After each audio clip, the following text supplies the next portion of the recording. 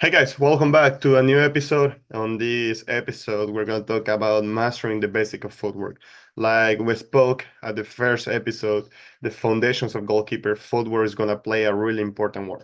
So, on the presentation, the goal for me is to explain what I'm talking about when I mention, okay, we're going to talk about footwork, you need to improve your footwork. What is footwork, right?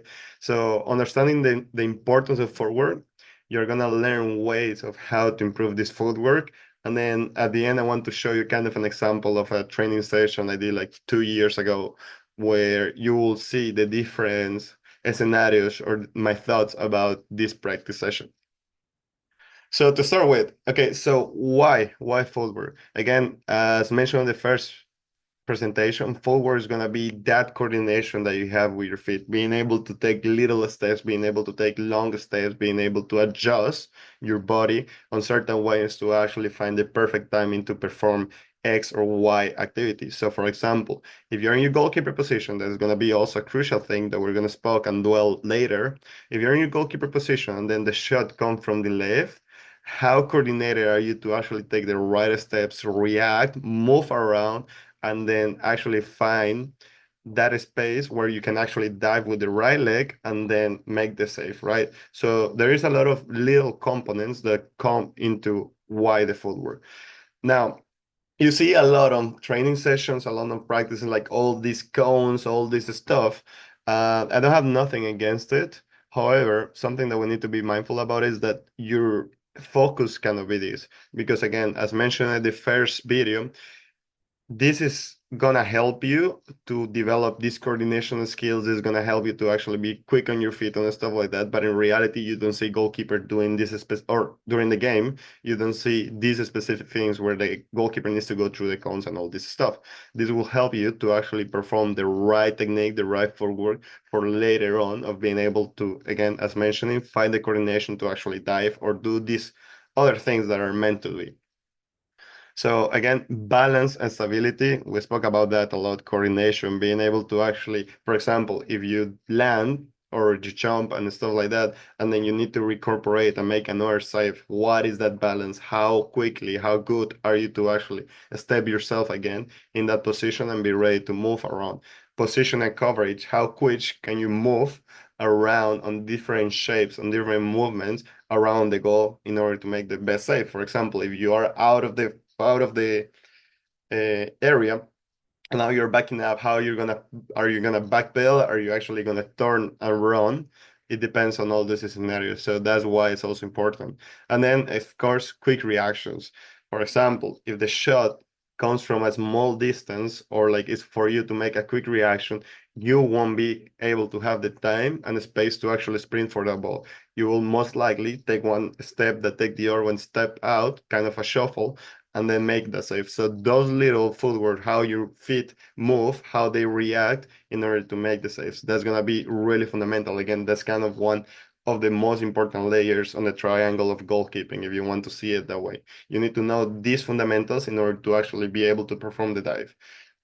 The diving, we know it, that's the final thing. Or for example, in the crosses, you know how the goalkeeper go and cross, but everything, I mean, go and cuts that cross, but everything starts from how did he approach the goal? How did he step? Did he step forward and then he step backwards then to go? Or did he wait there, did he cross his feet and then he go, right? So basic footwork techniques, we know it, shuffling, pivoting, forward and backward movement, crossover steps. I think lately, something that people are being more aware about and goalkeeper coaches are doing a better job at it is incorporating a lot of moments where the goalkeeper needs to backpedal or the goalkeeper actually set up himself to buy more time to themselves. Again, I think later or before, sorry, yeah, before in later years, goalkeeper coaches were using a lot of, okay, we're gonna go forward, we're gonna shuffle, shuffle, shuffle, go forward and stuff like that. And in reality, you don't see that much scenarios on the goalkeeper. Most likely, when you actually come out to make a save, it's 1v1 or stuff like that. But most of the time, you're actually backing up in order to gain more space or just adjusting your position to make the saves. So that's gonna be something crucial. Shuffling, uh, I like the ladders sideways. I don't like them to do them that much frontal again because of the scenario that I just spoke about.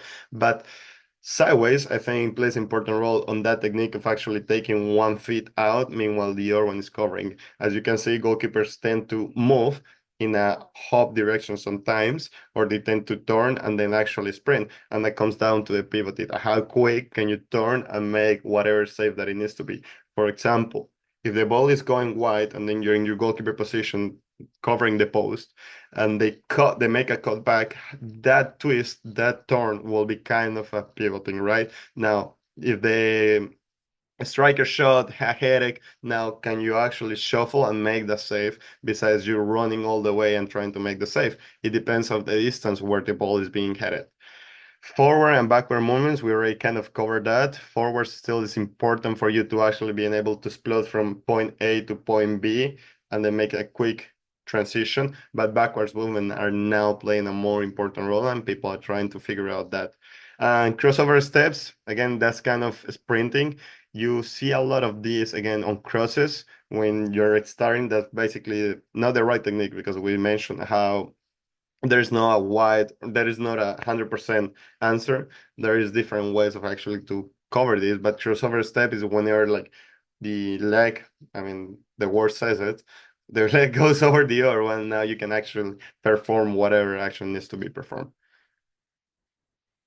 Okay, footwork drills, cone shuffles, lateral hops, angle adjustment drills, ball and body coordination drills. So here, and I think the next drill on a footwork in game like scenario. So I just want to give a small introduction about it. Basically, as you can see, you can look on YouTube, you can see all these guys doing all these cones, all this stuff.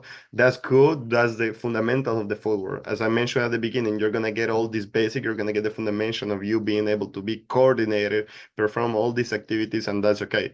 So some different examples will be just a ladder.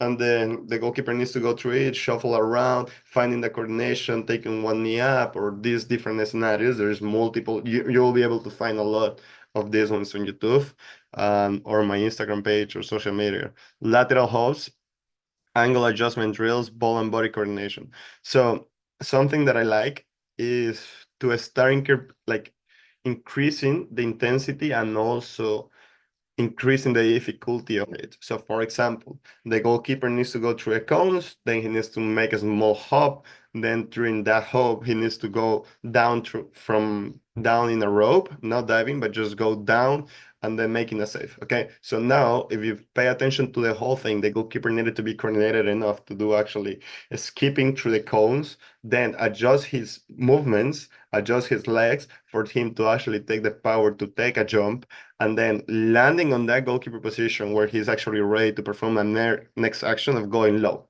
So now you're working on those different scenarios of footwork. However, after performing all this stuff or whatever things needs to do, we open up to a footwork in game like a scenario. So you again, I mentioned at the beginning, you cannot marry to these drills because in the game you're not gonna have counts or stuff like that. So footwork in game like a scenario, and I put a picture of the English national team because I think they do a good job at doing the stuff. That doing this kind of stuff, where for example, the goalkeeper will start from a cutback position, and then he's just gonna back up, use that forward to actually reposition for another ball, or the goalkeeper is going to start from the six and now he needs to cover his goal and make it back in order to make another save. So this is what I mean with footwork in games like a scenario, and I think this is the most important one because again during the game you won't see all these cones and these scenarios. However, in order to perform all these the proper way, you need to have those fundamentals. So some examples, as I mentioned, shooting drills. So you can have again the English goalkeeper do a lot of these. You will see it, you will be able to see them on their YouTube channel. There's different shots. So now the goalkeeper readjusts, makes a save, boom, whatever. Now from there he readjusts, he makes another save and stuff like that. So it's basically him readjusting his position on different angles, and during that readjustment, the full work scenario plays an important role. If the ball is not that far, if the ball is close, how can you move more efficient to actually make that save? Or if you need to go all the way across to the other goal, what kind of footwork? How are you gonna sprint? What are you gonna do in order to make that? All right, so doing that.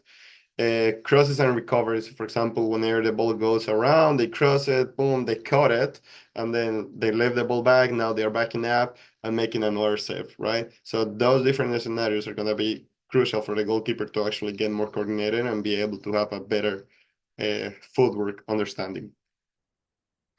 Now, with that being said, I just want to bring up this point about the strength and conditioning. Now, I don't know what level are you into or stuff like that. However, be mindful that whenever you're in the field, the most important thing that you need to do on the field is focusing on goalkeeping. So if you are actually serious about this or stuff like that, try to avoid doing these things during the goalkeeper training. Okay, you can do it like, don't take me wrong. If you're seeing your goalkeepers once a week or stuff like that, or twice a week, and you don't believe they do this outside of the field, okay, actually do it. It's okay to do this stuff as a warm-up. I believe it is good because it helps with your coordination, it helps with actually getting warm, getting the body movement, that's okay. But you want to, and like if they have the opportunity to do this outside of the field is the most, I think it's the most recommended thing because whenever you get into a field, you want to focus on the other kind of things where the actual realistic scenarios of like, okay, here's what's gonna happen. We're gonna focus just on the goalkeeper area. Whenever this is something that is easier or is easy to replicate outside of the field and you don't really need a coach. It's just five cones and then you figure out of how you're gonna move your feet, right? So just wanted to bring that because if you have the opportunity to do it outside of the field, do it. If again, if you're a coach and you don't see our goal, I mean, if you don't see your goalkeepers that often and you know that they are not doing this kind of things, then actually start implementing some of it so they can actually get the fundamentals, especially with the young kids. I think the older they get, a little bit less of the things that they need and the more game realistic scenarios they will need. Also, on this slide, now I just want to show a small demonstration of what I thought whenever we're talking about footwork. And again, here is you're gonna see different scenarios where we start with cones, just a kind of a warm-up, a small activity, a small game, and then we actually go to a more like, okay, a specific workout, not workout, but more of a more controlled environment of this is the drill, this is the footwork that you need to do and just get better at at it because most likely these are kind of the footwork that the goalkeepers see and the goalkeeper does during the game. So let's see a little bit about the video. Here's a small competition, just shuffling side to side, grabbing the ball, making help with the catching eyes, and just play a little bit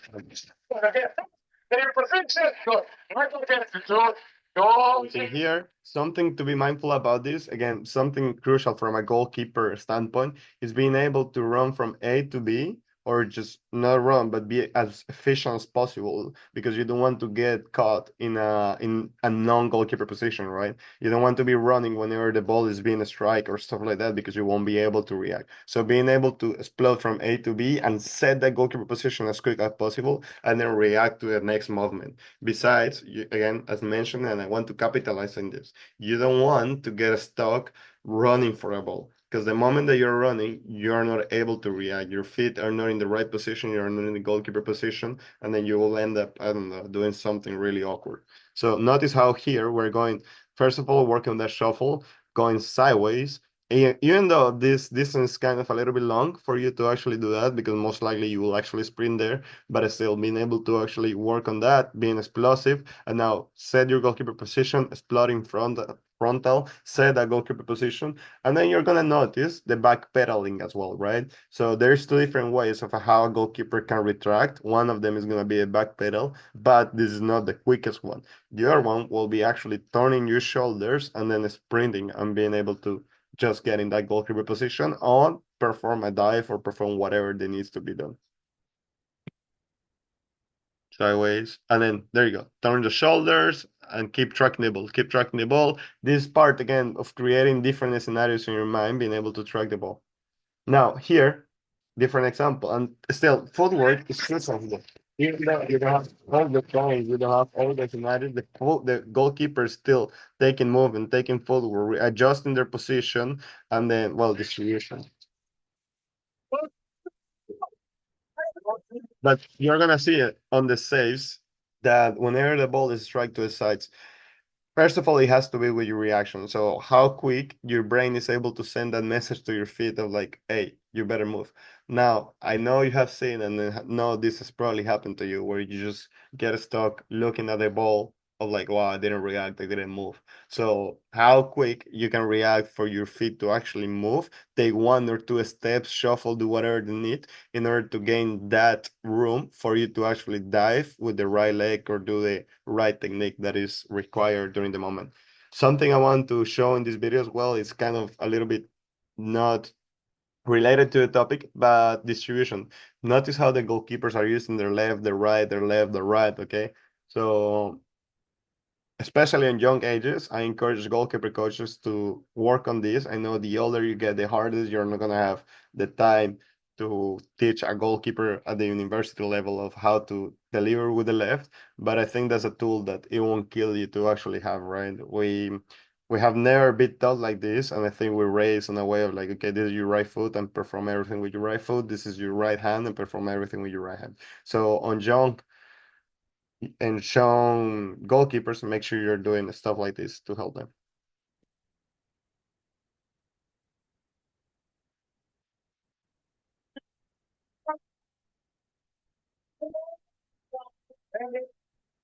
Notice one, two, good. Setting, all those scenarios. Now again, distribution, finding the right angles, finding the right movement, all this has to be with footwork, right?